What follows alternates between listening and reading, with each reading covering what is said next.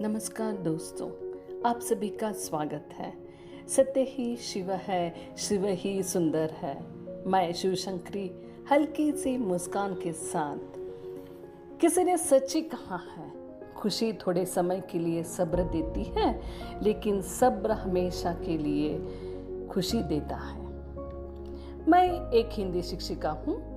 हाल ही में मैंने पेरेंट्स और स्टूडेंट्स के साथ मेरी बातचीत हो रही थी, तो मैंने जाना कि जो सीबीएसई बोर्ड के कक्षा 10वीं परीक्षा की जो तैयारी कर रहे हैं, उन सभी विद्यार्थियों को कुछ 2021 में जो परीक्षा पत्रिका में परिवर्तन हुआ है, उसके बारे में जानकारी आपके समक्ष रखूं।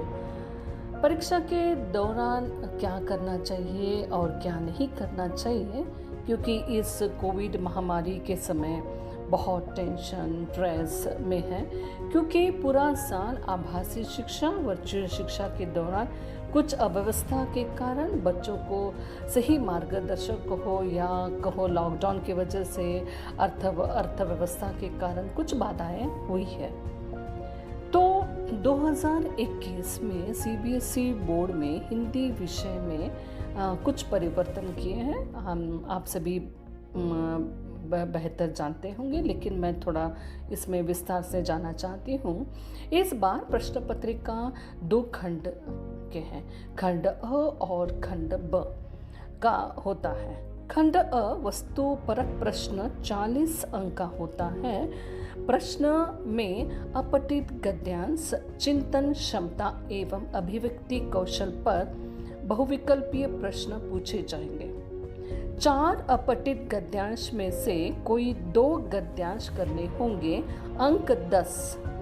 फिर आता है व्याकरण, इसमें पदबंध है। 5 में से किन्हीं 4 के उत्तर लिखना होगा, 4 अंक के लिए पूछा जाएगा। दूसरा आता है रचना के आधार पर वाक्य रूपांतर, 5 में से किन्हीं 4 के उत्तर 4 अंक के लिए पूछा जाता है। फिर इसी में तीसरा व्याकरण जो है समास के बारे में पूछेंगे, तो समास में से किसी 5 में से किन्हीं 4 के उत्तर 4 अंक के लिए लिखना होता है।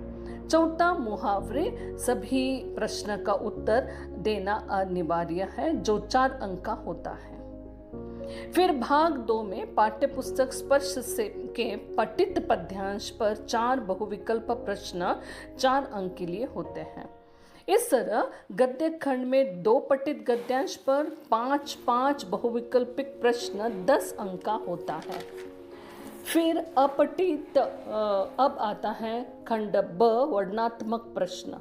इसमें स्पर्श से निर्धारित पाठों के आधार पर विषय वस्तु का ज्ञान बोध, अभिव्यक्ति आदि पर 25-30 शब्दों वाले 3 में 2 प्रश्न पूछे जाएंगे, 4 अंक के लिए।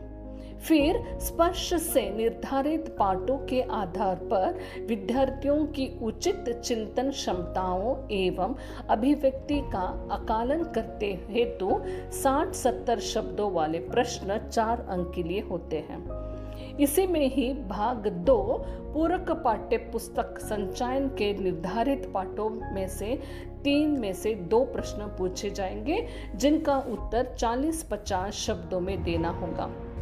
यहाँ 6 अंक के होते हैं। अब आपको लेखन भाग के बारे में जानकारी देना चाहती हूँ।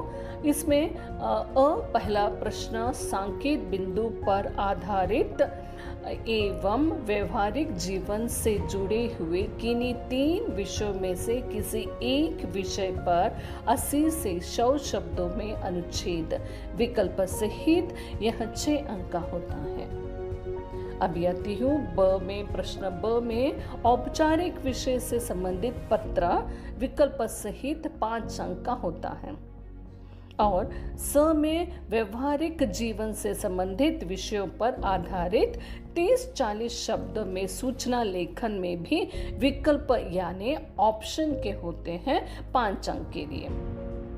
फिर आते हैं ड में से विषय में संबंधित 25-50 शब्दों के अंतर्गत विज्ञापन लेखन 5 अंक के लिए विकल्प सहित पूछा जाता है।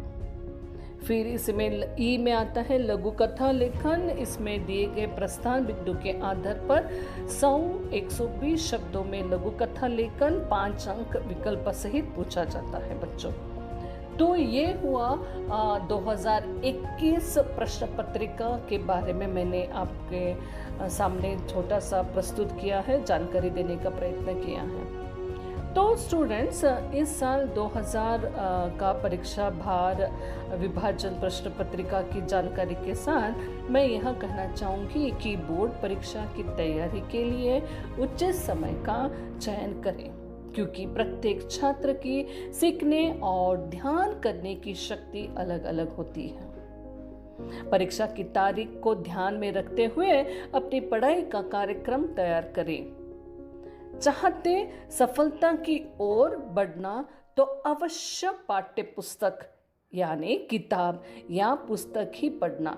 एनसीईआरटी जो आप लोगों को प्रिस्क्राइब किया है बुक्स स्पर्श और संचयन, इसका पूरी तरह से पाठ को ठीक से पढ़िए, समझिए और उसके भाव को समझने का प्रयत्न कीजिए। मैं जानती हूँ आपकी शिक्षिका ने इसकी पूरी तरह से तैयारी कहिए या उसके पाठ का भाव, लेखक के बारे में पूरी तरह से जानकारी दे चुके होंगे, परंतु फिर भी आप अपने तरफ से परीक्षा के लिए और एक बार पुनर्तैयारी कीजिए, ठीक है। और प्रश्न अभ्यास कार्य विद्यार्थी सुविधानुसार करें बच्चों। मैंने देखा है, मैंने ज़रा समझा है, जब मैं वैल्यूएशन की तरफ जाती हूँ या मैं बच्चों का जब आंसर उत्तर पत्रिका जब करेक्शन करती हूँ, तब मैंने देखा कि हिंदी विषय में अधिकतर स्टूडेंट्स मात्राओं में गलती करते हैं, इसलिए मात्राओं का खास ध्यान रखना ज़रूरी है। एग्ज़ाम से पहले लिखने की प्रैक्टिस ज़रूर कीजिए। परीक्षा के डर को दूर करें और केवल अपनी तैयारी पर ध्यान केंद्रित करें। आप बिल्कुल तनाव मुक्त रहें, क्योंकि यदि तनाव में हो तो इससे आपकी तैयारी और परिणाम पर विपरीत असर पड़ सकता है। आप सिर्फ अपने प्रदर्शन पर ध्यान केंद्रित करें। पढ़ाई में ध्यान लगाने के लिए आप नियमित रूप से व्यायाम और मेडिटेशन का सहारा ले सकते हैं। और जो विद्यार्थी सुबह के समय पढ़ाई शुरू करते हैं, तो पहले यदि वो टहलने जाते हैं और ध्यान लगाकर पढ़ने में ध्यान लगता है, इससे उसका मस्तिष्क नियंत्रण में रहता है। और खाने पीने की भी ज़रा आप ध्यान रख सकते हैं, जैसे आपका डाइट पर ज़रा कंट्रोल आप ध्यान दें तो ज़रा नींद आना कम होता है।